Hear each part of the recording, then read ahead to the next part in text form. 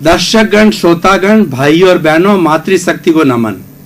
Channel 24+ news के खास, विशेष, चित्त समाधि देने वाला, प्रसन्नता देने वाला, मानवता का पाठ पढ़ाने वाला, इंसानियत सिखाने वाला और गुणों का रोपण करने वाला, अच्छे संस्कार देने वाला पुनरुत्थान कार्यक्रम में आप सभी का हार्दिक स्वागत है, अभिनंदन है, सत्कार है। पुनरुत्थान कार्यक्रम में हम प्रतिदिन नए नए अनुभवजन्य, शोध परख, उपयोगी, मानव चेतना को जगाने वाले एपिसोड लेकर के आपके सामने आते हैं। हर एपिसोड, हर शीर्षक, हर विषय आप गहराई में जाकर अध्ययन करेंगे तो आपको मालूम होगा कि जीवन के अंदर कोई न कोई नया गुण देने वाला है। इसी क्रम के अंदर हम एक आज बहुत विशाल दार्शनिक विषय को लेकर के, बहुत गहन दार्शनिक विषय को लेके आपके सामने प्रस्तुत हो रहे हैं। आज का विषय है सद्गुरु से सत्य प्रकाश।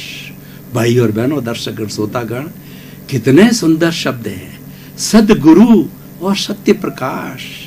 अगर दोनों जीवन में आ जावे, अगर गुरु मिल जावे, उससे सत्य प्रकाश मिल जावे, तो जीवन धन्य हो जावे। तो हम इन दोनों चीजों को पहले कसौटी पर कसेंगे कि सत्य प्रकाश क्या होता है, सद्गुरु कौन होता है। सत्य प्रकाश की पहले बात करें तो महात्मा गांधी ने कहा कि truth is God, God is truth. वास्तव में जो ईश्वर है वो सत्य है, यानी जो कोई भी बात सत्य सत्य कही जाए, यथार्थ कही जाए, वही ईश्वर है, वही ईश्वर का रूप है। ईश्वर क्या होता है? ईश्वर कभी झूठ नहीं बोलता। ईश्वर जो कहता है वह सही सही बात कहता है। उसकी बात के अंदर, उसकी कथनी और करनी में कोई अंतर नहीं होता है। इसीलिए सत्य को प्रकाश कहा गया है। प्रकाश जो दीपक होता है, घना अंधेरा है, कई कई सदियों का अंधेरा है, उस अंधेरे के अंदर एक छोटा सा दीपक जला दिया जाए तो सदियों के अंधेरे को जो है वह दीपक प्रकाशमय कर देता है। इसीलिए दीपक को स्व पर प्रकाशक कहा जाता है, यानी दीपक स्वयं जलता है और दूसरे को प्रकाशमान कहा जाता है। इसी तरीके से ज्ञान जो है ना, स्व पर प्रकाशक होता है। ज्ञान खुद को भी शुद्धिकरण करता है और दूसरे को भी अच्छा बनाता है, अच्छा इंसान बनाता है। इसीलिए सत्य प्रकाश जीवन में आ गया तो सब कुछ आ गया। उसके बाद के अंदर कोई करणीय कार्य शेष नहीं होता है, क्योंकि व्यक्ति को कोई तरह का टेंशन नहीं होता है। जो यथार्थ चीज है वही कहनी होती है और उससे वो निर्भय हो जाता है। सत्य प्रकाश से सबसे बड़ा क्या फायदा होता है कि व्यक्ति निर्भय होता है। क्योंकि भय किसको लगता है? झूठ बोलने वाले को भय लगता है। एक झूठ को छिपाने के लिए 100 झूठ बोलने पड़ते हैं। झूठ के अनेक रूप होते हैं, सत्य का एक रूप होता है। सत्य वन साइडेड होता है और हमारा टू टेल ए लाई, झूठ ना बोलना है, वो अनेक अनेक जो है रूपों वाला होता है। तो इसीलिए जब हम अनेक अनेक रूपों के अंदर जाते हैं, अनेक अनेक विचारधारा में जाते हैं, तो हम कंफ्यूज्ड हो जाते हैं, टेंशन हो जाता है, स्ट्रेस हो जाता है और स्ट्रेन हो जाता है। सत्य बोलने वाले को क्या तकलीफ है? हाँ, एक बात जरूरी है कि जो व्यक्ति सत्य बोलता है उसकी परीक्षा होती है और उसको कठिनाई के दौर से गुजरना पड़ता है, लेकिन वह हैबिचुअल हो जाता है। जो व्यक्ति ईमानदार और सत्यवादी होता है उसकी परीक्षाएं कड़ी होती है और लेकिन वह पूजनीय हो जाता है, वो अमर हो जाता है। मैं हमारी भारतीय संस्कृति का एक उदाहरण आपको बताना चाहता हूँ कि विश्वामित्र गुरु को जब ये जानकारी मिली कि सभी लोग राजा हरिश्चंद्र सत्यवादी की शपथ खाते हैं और वो कहते हैं कि इस धरा के ऊपर राजा हरिश्चंद्र जैसा कोई सत्यवादी नहीं है, उसकी परीक्षा करने के लिए साधु का रूप बना करके उसने राजा हरिश्चंद्र से जो है विश्वामित्र जी ने सारा राजपाट मांगा। वो तो सत्यवादी थे, कोई शर्त रख दी तो अपना पूरा राजपाट छोड़ दिया और उनका बेटा, उनकी तारा रानी पत्नी और वो स्वयं उस राजपाट को छोड़ करके चले गए। अब देखिए कि हरिश्चंद्र राजा ने तो चंडाल के घर पर पानी भरा, चंडाल की वो नौकरी करने लगे, और तारा रानी जो है वो किसी के यहाँ बर्तन वगैरह इस तरीके की जो है वो छोटे कार्य करने लग गई। अब क्या होता है देखिए, विश्वामित्र जी परीक्षा पे परीक्षा लेते जा रहे हैं। ये स्थिति तो उनकी हो गई, लेकिन परीक्षा लेने के लिए अब क्या होता है, वो चंडाल के यहाँ राजा हरिश्चंद्र जो कार्य करते हैं, तो चंडाल ने जो है उनकी ड्यूटी लगाई कि तुम शमशान भूमि में रह करके हर एक से आने वाले हर मुर्दे से कफन मांगोगे, बिना कफन किसी का दाह संस्कार नहीं करने दोगे। ये उसकी राजा हरिश्चंद्र की ड्यूटी लगा दी गई। अब इधर परीक्षा में क्या होता है कि तारा रानी का जो बेटा है ना वो मर जाता है। अब वो मर गया बेटा, तो तारा रानी का तो वहां एक नौकरानी के रूप में थी, तो वो अपने बेटे को शमशान घाट ले गई। तो शमशान घाट ले जाते ही जो है वो वहां पर रिश्तेदार मिल गए, एक दूसरे को पहचान नहीं पाए। तो क्योंकि दोनों की स्थिति ऐसी थी, तो उन्होंने उससे कहा कि इसका कफन दो। उसने कहा तारा रानी का मेरे पास तो कफन नहीं। उन्होंने कहा कफन नहीं तो इसका जो है वो अंतिम संस्कार नहीं हो सकता। तो उसने अपनी साड़ी फाड़ करके उसको दी और उसका अंतिम संस्कार हुआ। तो ये सारी चीजें देख करके विश्वामित्र ने कहा कि वास्तव में इससे बड़ा कोई सत्यवादी जो है और इतना कोई भी सहनशील व्यक्ति जो है इस धरा पर नहीं है। तो उनकी परीक्षा के अंदर वो पारंगत निकले, सही निकले, और उनको पुनः राजपाट जो है वो दे दिया, और ज्यादा प्रतिष्ठा उनकी बढ़ गई। तो भाई और बहनों, ये कठिनतम परीक्षा ऐसी हर व्यक्ति नहीं दे सकता, पर जो लोग ईमानदार होते हैं वो बड़े आनंद के अंदर रहते हैं। उनकी सादी जिंदगी होती है, उनकी बहुत बड़ी अपेक्षाएं नहीं होती है, और वो अपने परिवार के साथ में भी इस तरीके से एडजस्टमेंट होकर के चलते हैं अपनी पत्नी और बेटों के साथ में कि भाई मैं तो ईमानदार व्यक्ति हूँ और मेरे पास में 2 नंबर की कमाई नहीं है, और मेरे को तो ये जो 10,000 की नौकरी या जितना भी मिलता है आज का उपयोग कर सकते हो सेविंग करने के अलावा। तो सारा परिवार संतुष्ट हो जाता है, वो भी बहुत बड़ी आवश्यकताएं अपेक्षाएं नहीं रखता है। उससे क्या होता है कि बच्चों के अंदर कुसंस्कार नहीं आते, क्योंकि बच्चे कंपेल नहीं करेंगे अपने फादर को कि जो है हमें बढ़िया मोबाइल ला करके दो, बढ़िया कपड़े ला के दो, बढ़िया कार ला के दो।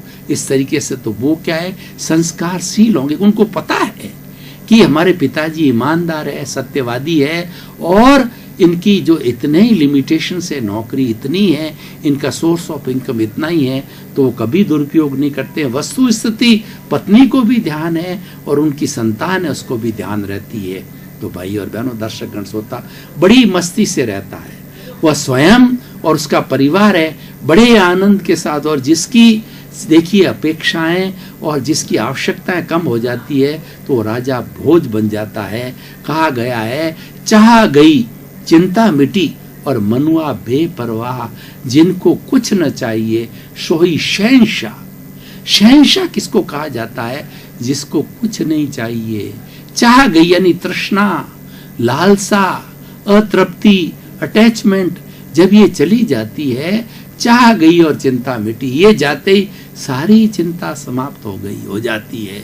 चाह गई चिंता मिटी और मनुआ बेपरवाह, मन जो है मस्ती में रहता है, और वही शहंशाह कहलाता है। जिसका मन मस्ती में है, वो अपने आनंद के अंदर है, तो वही शहंशाह कहलाता है, जिसको कोई आवश्यकता नहीं होती है। तो भाई और बहनों, ये सत्य प्रकाश का सारा विषय हुआ। अब हम प्रश्न ये है कि सत्य प्रकाश कहाँ से प्राप्त करें, किस विधि से प्राप्त करें और किस माध्यम से प्राप्त करें? तो उसके लिए कहा गया सद्गुरु की तलाश करो। स्वामी विवेकानंद जो है वो अपने जो नाम था उनका देवेंद्र, तो उस नाम के साथ नरेंद्र, उस नाम के साथ में ढूंढते रहे। कई गुरुओं को देखा, परीक्षा की, लेकिन उसको जो है संतुष्टि नहीं हुई। तो रामकृष्ण परमहंस के पास में आए, देखा कि वास्तव मेरा गुरु यही है, उसके वो शिष्य बन गए। तो इसीलिए सद्गुरु की तलाश की जाती है। गुरु 2 शब्द होता है। गु का मतलब अंधकार, रू का मतलब दूर करने वाला। गुरु वह व्यक्ति होता है जो अज्ञान रूपी अंधकार को दूर करता है। हम 84 लाख जीवा योनि में भटक क्यों रहे हैं? बार बार पुनर्जन्म क्यों होता है हमारा, और हम क्यों माँ के पेट में 9 महीने उल्टे लटकते हैं। हर बार हम जो है वो माँ के पेट में होते हैं तो ईश्वर से प्रार्थना करते हैं, इस गंदगी से, इस खटाई से और इस तरीके के वातावरण से, हे प्रभु मैं कभी भी जो आगे जो बाहर मुझे बाहर निकाल, मैं कभी भी कोई भी पापकारी प्रवृत्ति नहीं करूँगा।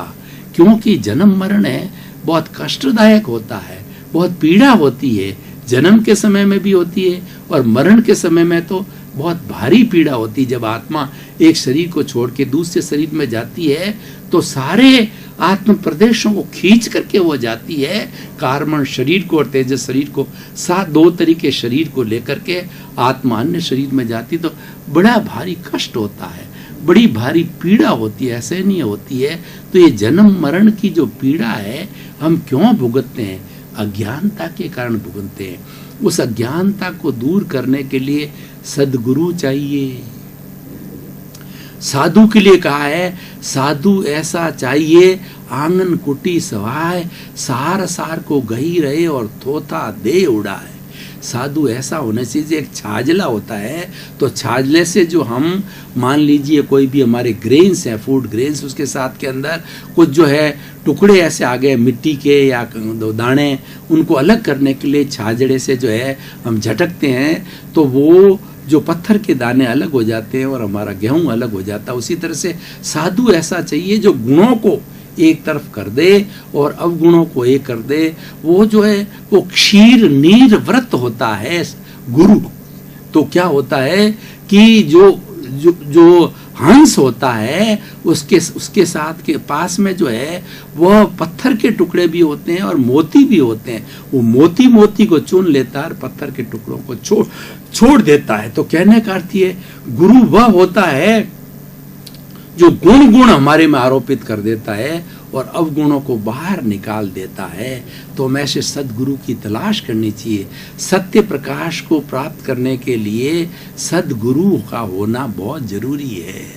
और गुरु के लिए कहा गया है कि गुरु गोविंद दाऊ खड़े और काके लागू पाए, बलिहारी गुरु आपनी और गोविंद दियो बताए।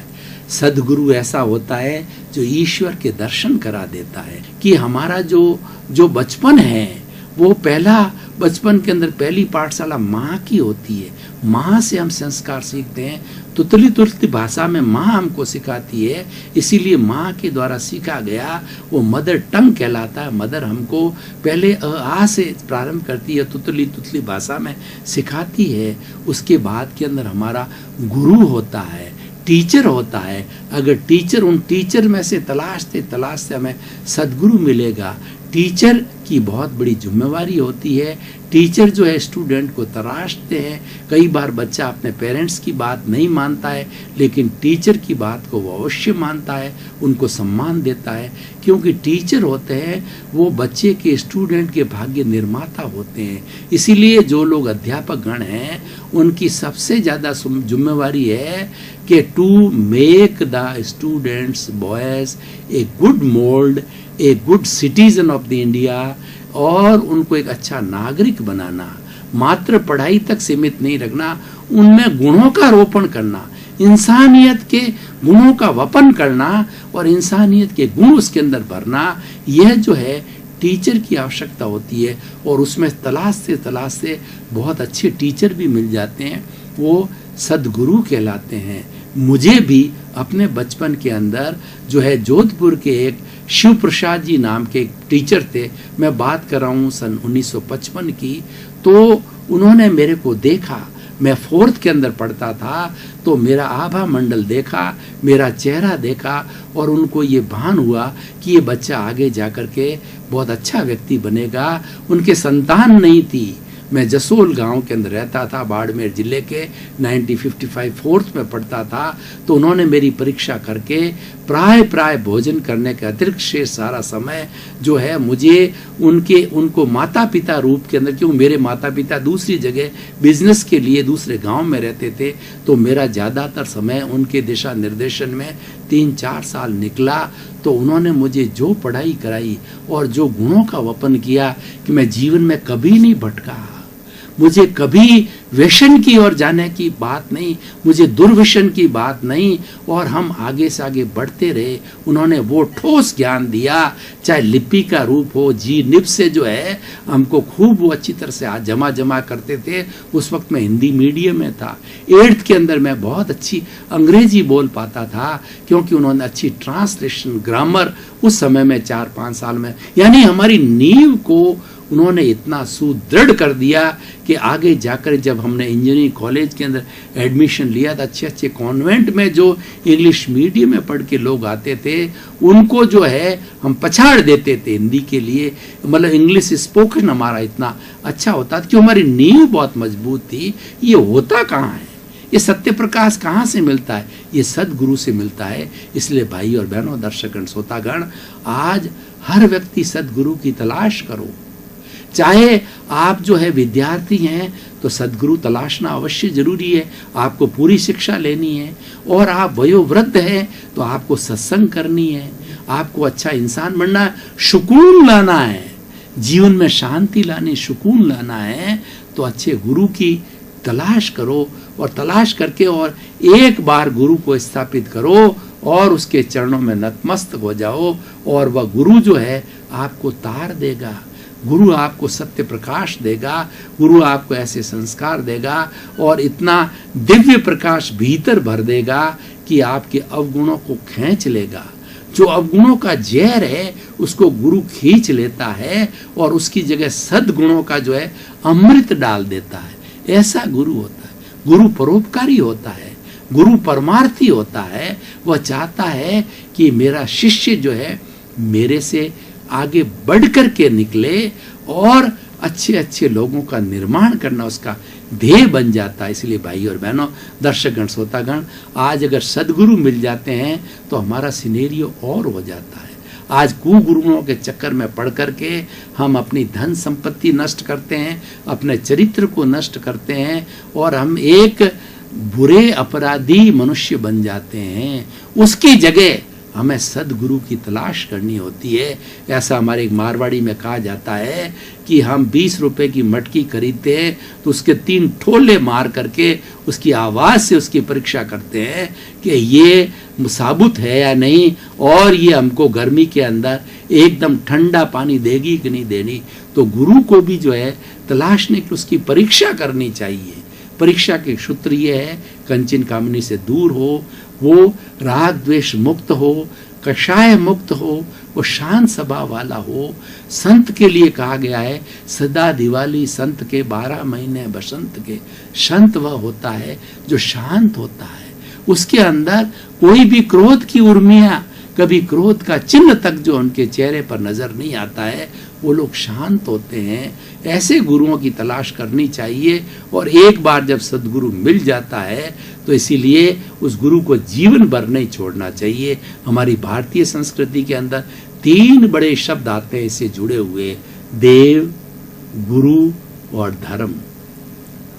हमारी जैन पद्धति में कहा गया है, अरिहंतो मां देवो, मेरा देव कौन है? अरिहंत, अरि मन दुश्मन, हंत मन नाश करने वाला मेरा देव है जो दुश्मनों का नाश करता। कौन से दुश्मन? क्रोध, मान, माया, लोभ, भीतर के दुश्मनों को नाश करने वाला मेरा देव है।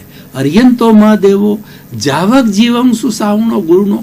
और गुरु कौन है? जो जीवन पर्यंत 5 महाव्रत, अहिंसा, सत्य, अचौर्य, ब्रह्मचर्य, अपरिग्रह जो है वो 9 कोटिक हिंसा करनी नहीं, करवानी नहीं, अनुमोदनी नहीं, मन से नहीं, वचन से नहीं, काया से, 9 कोटिक त्याग, कंचन कामिनी से मुक्त, 9 कोटिक त्याग करने वाला गुरु। अरिहंतो मां देवो जावक जीव सुसावण गुणो जिन पनत्तंग तत्तंग ये समत्तंग मई गईयंग। मैं जो कौन सा धर्म स्वीकार करता हूं, जिन वाणी, जिनको केवल ज्ञान हो गया है, जिनको एब्सोल्यूट ट्रुथ प्राप्त हो गया है, और एब्सोल्यूट ट्रुथ प्राप्त करने के बाद के अंदर कोई भी जानना शेष नहीं होता है।